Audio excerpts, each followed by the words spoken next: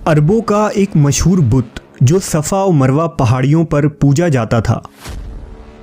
ये वो बुत थे जिसे लोगों ने अपने हाथों से नहीं तराशे थे, बल्कि ये जीते जागते हकीकी इंसान थे।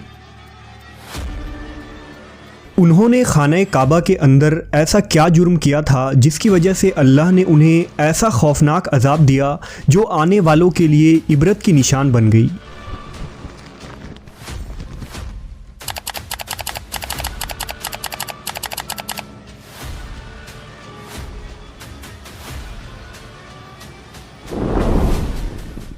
जब से खाना काबा तामीर हुआ तब से लेकर अब तक जिसने भी बैतुल्लाह की बेहुरमती की या बेहुरमती करने की कोशिश की तो अल्लाह ने उनका वो हशर किया कि रहती दुनिया तक इबरत का निशान बनकर रह गए, फिर चाहे वो दुनिया का ताकतवर बादशाह अब्रहा और उसके हाथियों का लश्कर ही क्यों ना हो।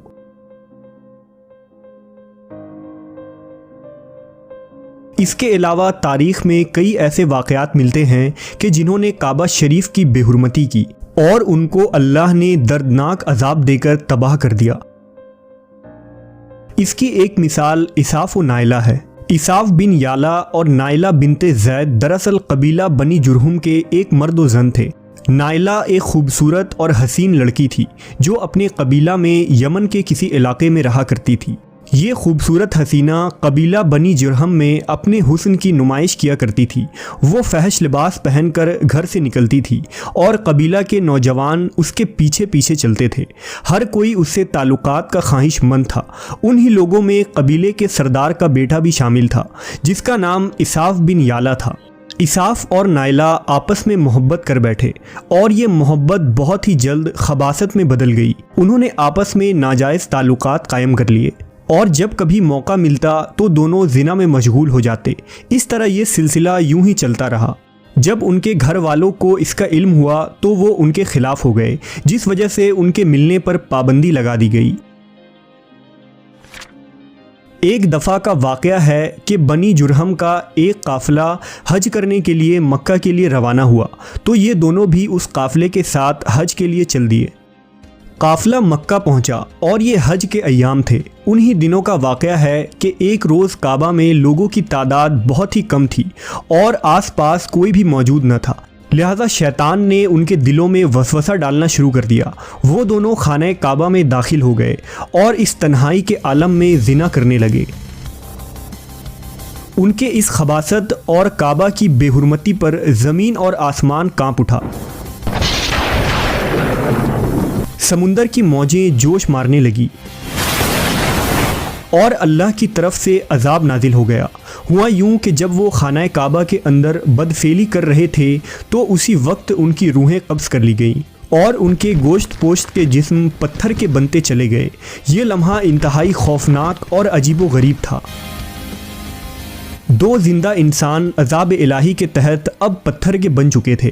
कुछ देर बाद जब बनी जुरहम के लोग काबा के करीब आए और बैतुल्लाह के दरवाज़े को खोला तो दोनों बदबख्त बरहना हालत में पत्थर बने खड़े थे।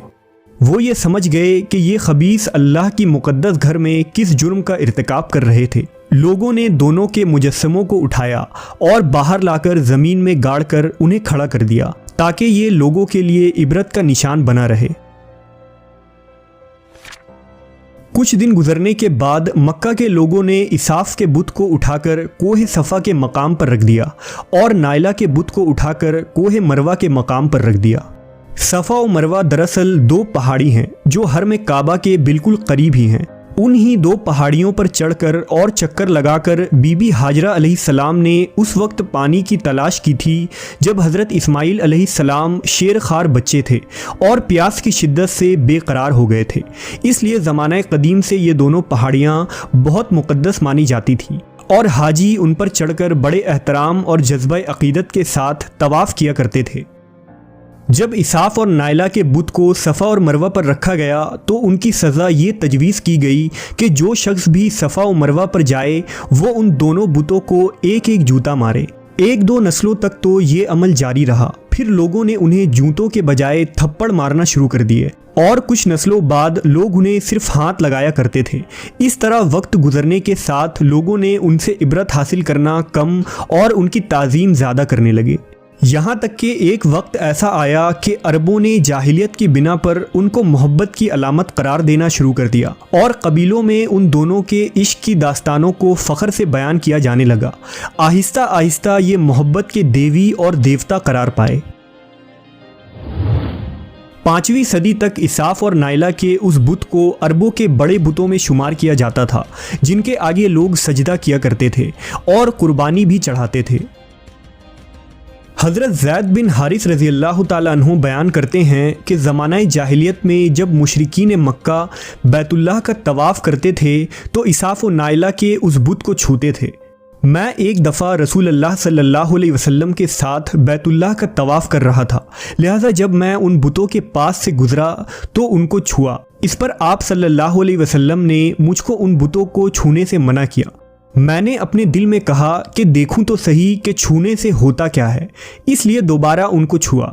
आप सल्लल्लाहु अलैहि वसल्लम ने दोबारा ज़रा सख्ती से मना करते हुए फरमाया, क्या तुमको मना नहीं किया था?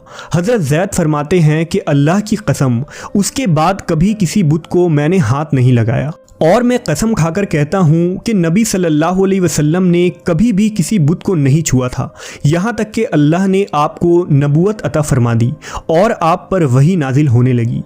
एक दिन रुश्द हिदायत का एक सूरज तुलू हुआ जिससे ये पूरा खत्ता जगमगा उठा। हुजूर पाक सल्लल्लाहु अलैहि वसल्लम नबूवत के ओहदे पर फायज हुए। आप सल्लल्लाहु अलैहि वसल्लम ने दावत व तबलीग का काम शुरू किया। 10 हिजरी में जब अल्लाह ने अरब में दीन इस्लाम को गालिब किया और मोहम्मद सल्लल्लाहु अलैहि वसल्लम ने मक्का फ़तह किया तो आप फ़तह के बाद हरम शरीफ में दाखिल हुए और आपने अपने भाई हज़रत अली के साथ मिलकर तमाम छोटे बड़े बुतों को तोड़ डाला। आप बुत तोड़ते जाते और ये फरमाते जाते कि हक़ आ गया और बातिल मिट गया। बेशक बातिल ने मिट जाना ही था। यहाँ तक कि खाना काबा तमाम बुतों से पाक हो गया। फिर आप सफ़ा और मरवा पर तशरीफ़ ले गए और इसाफ़ व नाइला के उस बुत को अपने मुक़द्दस हाथों से तोड़ डाले।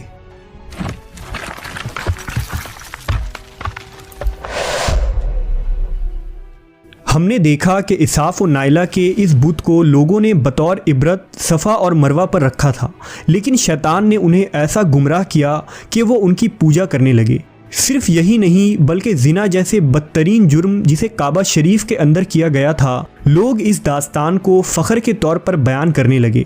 होना तो ये चाहिए था कि उनके इस बदफेली पर लानत की जाती, लेकिन अरबों ने इस गुनाह को दास्तान इश्क बना दिया और इसाफ़ व नाइला को एक रोल मॉडल के तौर पर पेश करने लगे।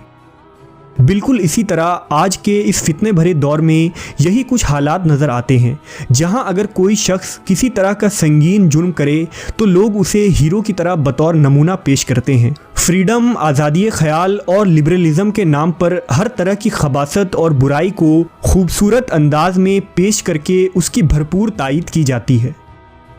अल्लाह रब्बुल इज़्ज़त से दुआ है कि अल्लाह हमें हर किस्म की बुराइयों और फितनों से महफूज रखे और शैतानी लईन के वसवसों और चालों से हिफाजत फरमाए।